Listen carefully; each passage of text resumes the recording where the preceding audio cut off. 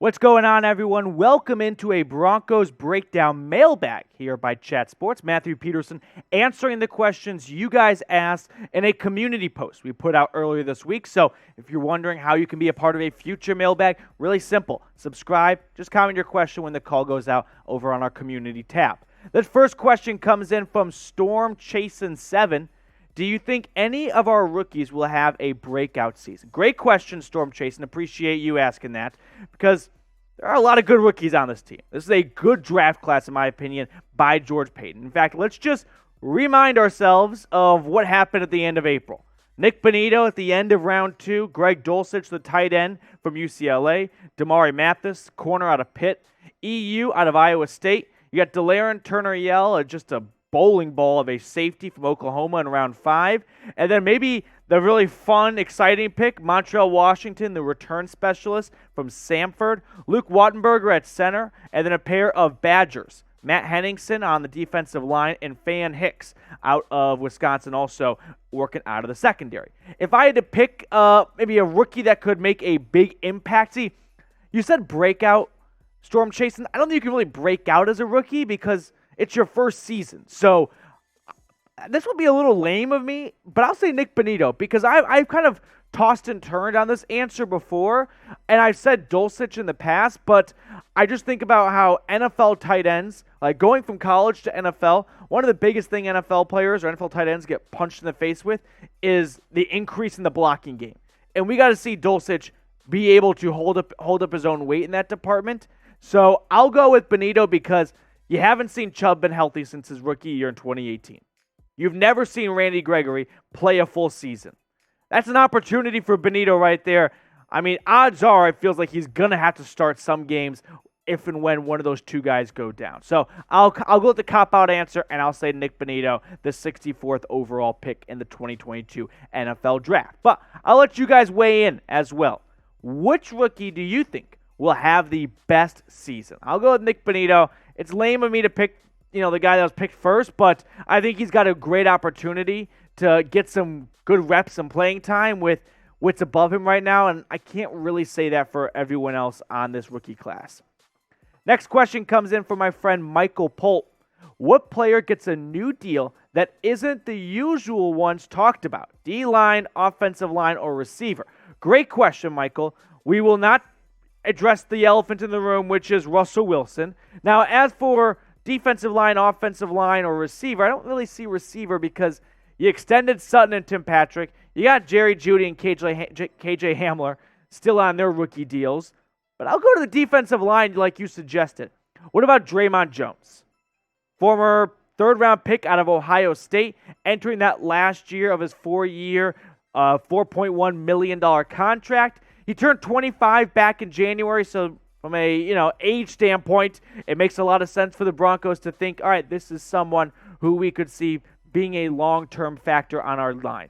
And what he's done, he's kind of been a sleeper, right? I mean, look at his last 3 years, 5.5 sacks this season ago, second on the team behind Shelby Harris, 6.5 in 2020. He's been stuck in the shadows of Bradley Chubb and Von Miller, who are the notorious sack collectors since 2018. But Dre'Mont Jones entering the last year of his deal, you don't want him to be, the next the next guy, the next Shaq Barrett. So let me ask this question now: if you trust George Paton and all of his wonder, because he has done a lot of great things for this franchise in a very small window, hit that thumbs up icon. Show the guy some love for nailing some draft picks and getting Russell freaking Wilson to Denver. We got another question coming in, this time from my friend Sam Nagazdia. I hope I pronounced that right, Sam. Hottest take for the Broncos in 2022. Okay, hottest take. I won't say like Super Bowl or anything like that, because that's even a little too hot for me. How about the Broncos sweeping the Kansas City Chiefs? Is that hot enough, right? The team that's had your number for, we don't even need to say how long. The team that's won 6 straight divisions in a division that always sees a year of runs, right? The AFC West was been for last, half decade the Chiefs. Before that, the Broncos. Before that, a little bit of the Chargers. Before that, a little bit of the Raiders. But the Broncos, the last time Denver swept Kansas City was 2014. Split 2015. And then since 2016 to today, it's been all red, unfortunately. So, what about that? How is that juicy enough for you? Is that hot enough? Sweeping your arch rival for the first time in a long time? Yeah, I think that's something I would sign up for. Now, if you hate the Chiefs, which, how do you not? Spam FKC. Just get it going down in the comment section. F the Chiefs, FKC. I don't want to say they peaked already because I don't want to, jinx it, but no Tyreek Hill. You lost Mike Kafka. You brought back Matt Nagy, who was a bum for the Bears. Maybe things aren't as pretty as they seem on the inside from the outside over at Arrowhead. Rest in peace to Dolph World, young Dolph. But Dolph World asking Browning, Chubb, and Gregory stat projections. Okay, these are always kind of tough to do. I don't really like doing record predictions before the year because how are you supposed to know what's even going on in week 7 when it's June? But if I had to do stat projections, here's what I got. On the left is what they did in 2021. On the right would be their 2022 projections. Baron Browning last year, Bradley Chubb, 0 sacks, zilch. Browning this year, 1.5. I'm not expecting him to go crazy. There's a lot of depth at that outside linebacker position. Bradley Chubb, I don't have him getting to double digits. That's kind of the big takeaway from this graphic. Just 8 sacks, and personally, I think his last year in Denver. Randy Gregory, 6 sacks last year for the Cowboys in 12, 14 games. First year for Denver, I'll take 7 sacks. We haven't really seen him explode for double-digit sacks, so I'll pump the brakes on year 1, but 7 seems appropriate. So those are my stat projections for those 3 guys, Dolph World. And hey, if you are watching our show for the first time wondering, how can I be a part of a future mailbag and get my question on screen? Really simple stuff. You just got to subscribe. There's no more to it. It's an absolutely free Broncos YouTube channel. Join one of the fastest growing Broncos YouTube communities out there by hitting that subscribe button and getting on future Broncos mailbags. This question comes in from Ronald Samples.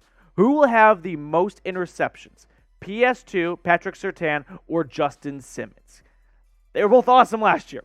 Simmons, in my opinion, is the most underrated safety in the NFL. And Surtain this year, if he's not top 10 right now, and he's right at that 8 to 15 range, he's going to be top 10 at the end of this season. I have no doubts about that.